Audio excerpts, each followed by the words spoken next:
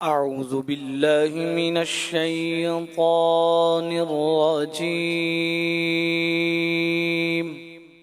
آسان ترجمہ قرآن کنز العرفان۔ میں اللہ تعالیٰ کی پناہ میں آتا ہوں شیطان مردود سے۔ بسم اللہ الرحمن الرحیم۔ اللہ کے نام سے شروع جو نہایت مہربان رحم والا۔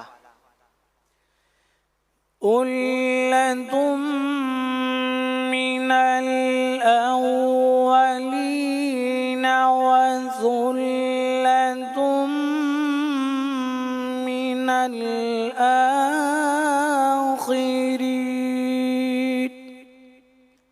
آسان ترجمہ قرآن کنز العرفان۔ پہلے لوگوں میں سے ایک بڑا گروہ ہے اور بعد والے لوگوں میں سے بھی ایک بڑا گروہ ہے۔ تفسیر تعلیم القرآن۔ ان دو آیات میں دائیں جانب والوں کے دو گروہوں کا بیان کیا گیا کہ وہ اس امت کے پہلوں اور بعد والوں دونوں گروہوں میں سے ہوں گے۔ پہلا گروہ سید المرسلین صلی اللہ علیہ وآلہ وسلم کے صحابہ کرام رضی اللہ عنہم ہیں، اور بعد والوں سے قیامت تک کے صحابہ کرام رضی اللہ عنہم سے بعد والے مراد ہیں۔ وَأَصْحَابُ الشِّمَالِ مَا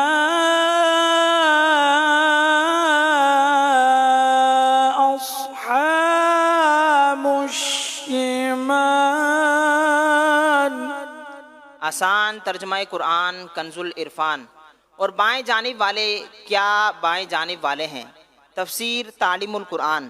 ارشاد فرمایا کہ وہ لوگ جن کے نامہ اعمال بائیں ہاتھوں میں دیے جائیں گے، بدبختی میں ان کا حال عجیب ہے۔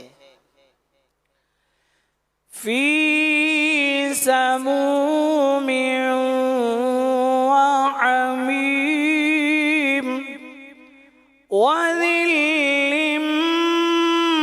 من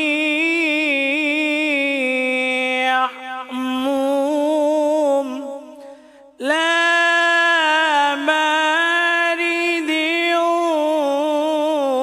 ولا کریم۔ آسان ترجمہ قرآن کنز العرفان۔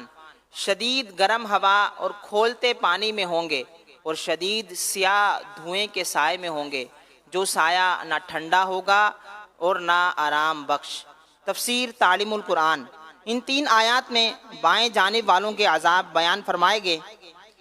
نمبر ایک، وہ جہنم کے اندر ایسی شدید گرم ہوا میں ہوں گے، اور نمبر دو، وہ وہاں کھولتے پانی میں ہوں گے، اور نمبر تین، اس میں شدید سیاہ دھوئیں کے سائے میں ہوں گے، نمبر چار، وہ سایہ عام سایوں کی طرح نہ ٹھنڈا ہوگا اور نہ ہی آرام بخش۔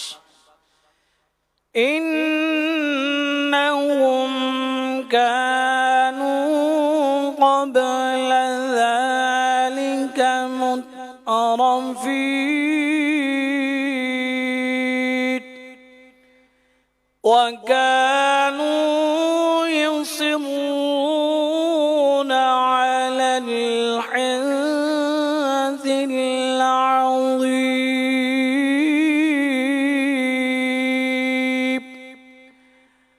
وكانوا يقولون إذا متنا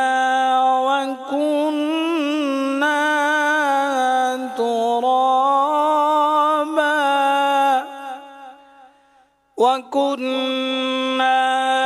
ترابا وعظاما أئنا لمبعوثون أو آباؤنا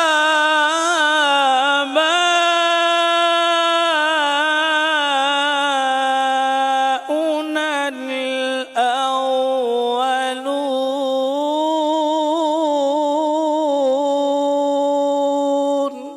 آسان ترجمہ قرآن کنز العرفان۔ بے شک وہ اس سے پہلے خوشحال تھے اور بڑے گناہ پر ڈٹے ہوئے تھے، اور کہتے تھے کیا جب ہم مر جائیں گے اور مٹی اور ہڈیاں ہو جائیں گے تو کیا ضرور ہم اٹھائے جائیں گے، اور کیا ہمارے پہلے باپ دادا بھی۔ تفسیر تعلیم القرآن۔